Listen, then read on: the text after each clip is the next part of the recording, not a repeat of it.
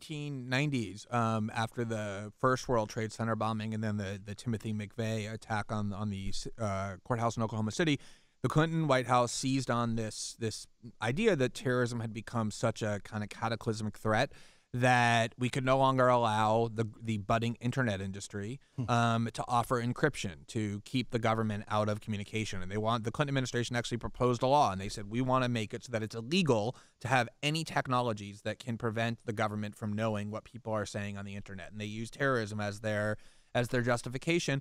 And the bill was defeated. It never became law. And it was led, the opposition was led by the most conservative members of the Republican Party, led by actually John Ashcroft in 1997, who wrote an amazing article, I believe in the Wall Street Journal, saying, look, of course, encryption might be used by terrorists and criminals, but we don't dismantle our entire system of individual liberty because people are threatening us or because we have certain crime. We deal with it and keep our liberty at the same time. And no, Clinton administration, you do not have the right to monitor the things we're saying and doing on the internet. And it was an amazing debate. And yet, of course, just a few years later, all of these new laws were ushered in, the Patriot Act and others, and obviously a massive surveillance state by John Ashcroft when he was the Attorney General for the Bush administration. And now we've switched sides again completely, where a lot of Republicans have been very supportive of the reporting I've been able to do and been concerned about mass surveillance under a Democratic president. But it's liberals and progressives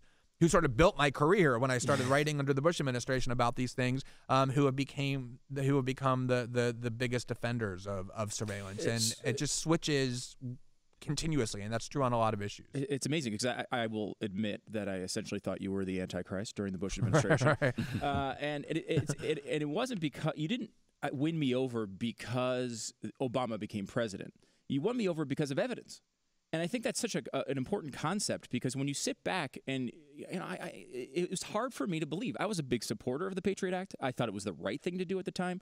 I mean, even people that wrote it now think it's being misused.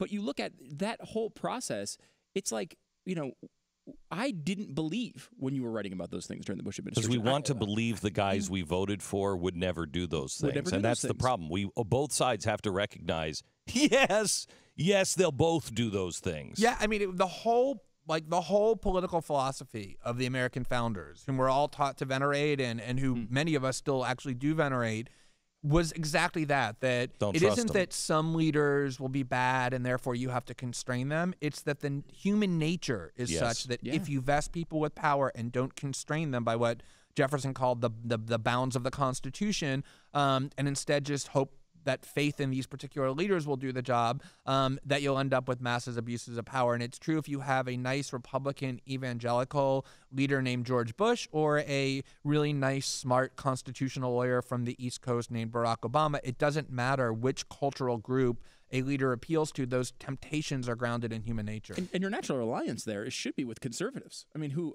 it seems like conservatives are the ones that are constantly talking about, and have been for a long time, about the Constitution and making sure. But when your guy gets in there, it's difficult. It wasn't that way, though. And I am afraid if Mitt Romney would have been, we talked about this during that we would have lost maybe a third, maybe half of those who were waving the flag saying this is wrong. They would have immediately switched back and said, well, no, but now it's okay.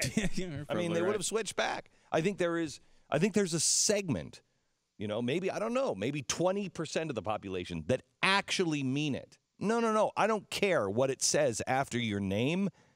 No. Hands off the Constitution, hands off of my privacy, hands off of my life. I don't care if I'm gay or straight, religious or atheist. Hands off my life. Well, I mean, there is that split going on, though. I mean, Ron Paul's candidacy in 2008, but then in 2012 especially, I mean, he was, going through the most conservative evangelical districts in Iowa and South Carolina, and critiquing Republican big government, not just in terms of tax and spend, but in terms of intervention in people's lives on a social level, and then also this foreign policy that put government in our lives in all sorts of ways, and it resonated in a pretty impressive way.